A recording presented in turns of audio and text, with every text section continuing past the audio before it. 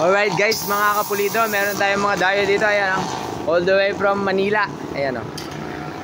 So meron ng bagong setup ngayon dito. Try na natin kung sasabog. Walang pulley. Ang CDI, kung bakit kailangan natin mag CDI ng pagka-salty ang motor natin.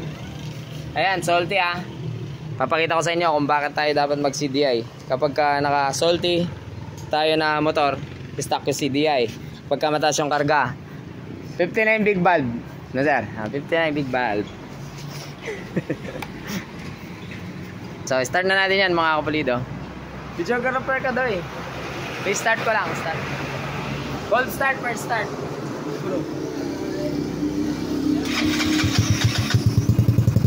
Yan.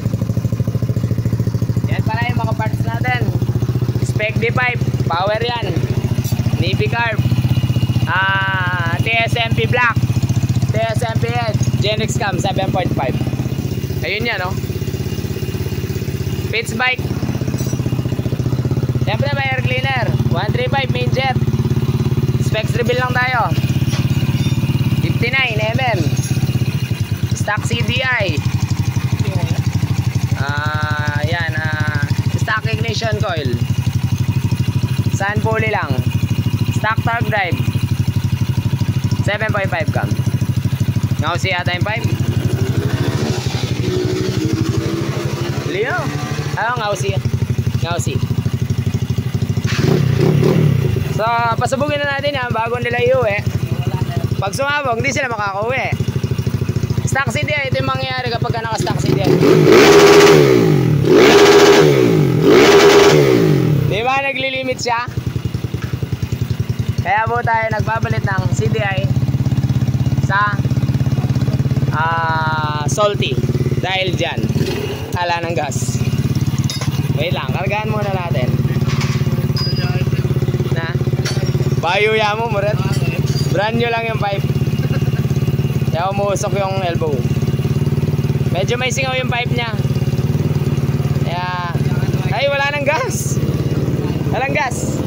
Pause muna natin. Alright, so dodoble namin ang gas gastos kasi medyo may singaw. Tips lang ginagawa namin. Yung genuine asbestos exhaust gasket, pinapasok namin yung ang tawag dyan? Yung ordinary sa una para hindi siya masira ng pipe. So start na rin natin ulit mamaya. Alright, okay na siguro yung kanyang tambotso. I-start na ni Momon ang aking helper na siga. Maraming tattoo. Yeah.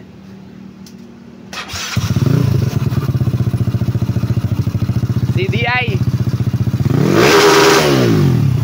limit yan gar. So ipapalit namin. Tinalitan na namin yung CDI niya bago natin ibiyahe. Ay bago na iuwi.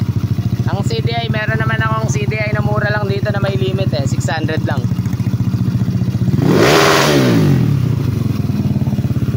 Video ka ba? Ulit ka ba? Start may video no? First start.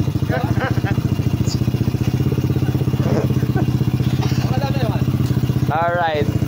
Ano bang kaya?